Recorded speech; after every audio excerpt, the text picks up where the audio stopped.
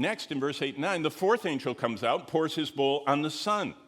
So it's not just the earth we're seeing, the universe is out there. And it's in the background of this platform of heaven, the throne of God.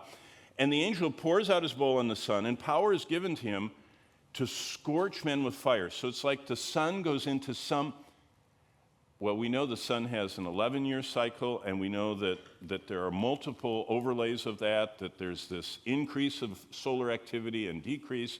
In fact, a scientist called Maunder wrote about the cycles of the sun. And what he found is in the 16th century, the 1600s in Europe, the sun went back in luminosity. It reduced around 1620 to 1640.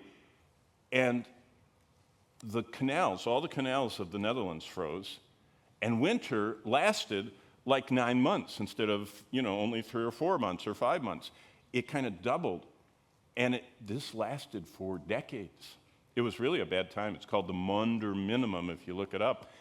And from that time, oak trees grew very slowly, and they grew so dense because their growing cycle was so short that the oak wood was different than any other wood in history that they could find, and that's what Stradivarius violins are built out of. That's why you can't build any more of those, because it's out of a wood that is so dense and so unique, and the whole growing season changed. Well, it's the opposite here. Look what it is. Instead of going to the Maunder minimum, it goes to the maximum, and it scorches people, the sun does. And men were scorched with great heat. And the instant, remember I told you that we're like tea bags? I have my tea bag here. When we get dipped into hot water, whatever's inside comes out like a tea bag. What comes out of humanity when they're in hot water? They blaspheme the name of God who has power over these plagues.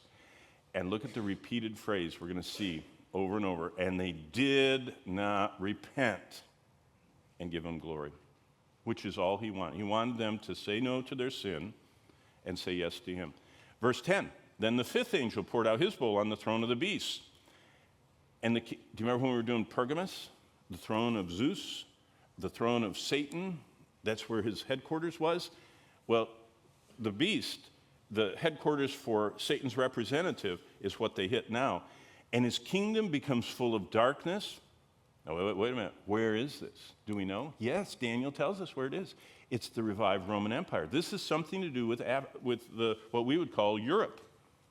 Kind of what did the Lord of the Rings call it? Middle Earth, Mediterranean. That's what Mediterranean means, Middle Earth. The middle terre, earth. And so the Mediterranean world, which is what we would call Europe, Northern Africa, and just that slice of the Middle East, which we call, the Levant is what they call it geographically. That's the headquarters of Satan, the beast. How do we know that? Because it says it in Daniel 9. And so this area, what we would call Western Europe, becomes full of darkness. And look, they gnaw their tongues because of the pain. They blasphemed the God of heaven because of their pain. And look what they still have from the first bowl, their sores. So it's kind of like this is all happening very close together. And they're getting these effects kind of piled, and they wouldn't repent. Oh, back to the whole purpose of Revelation. What on earth does someone living in the 2nd century need to know about something that's happening at the end of the world? That's what the church has asked for years. Why even study Revelation? If all this is going to happen in the future, what does it do for me?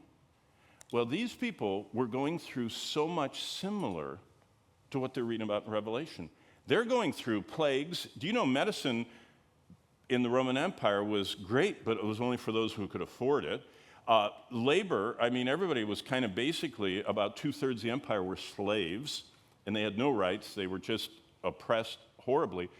So what this book taught them is Jesus is all you need to live for God in your dark world. If slaves did not perform their duties, the different writers from the Roman time, Livy and Tacitus and Herodotus, the Greek writer about history, they said they used to, if their slave didn't do what they wanted, if they kind of burnt the toast, they would throw them into their pool. And the pools had conger eels. Do you know what conger eels are? They're like toothed, carnivorous creatures, and they would eat them up. I mean, it was kind of like a capital offense to bother your master in the Roman Empire. That's a dark world to live in. And this book was written to say, Jesus is all you need.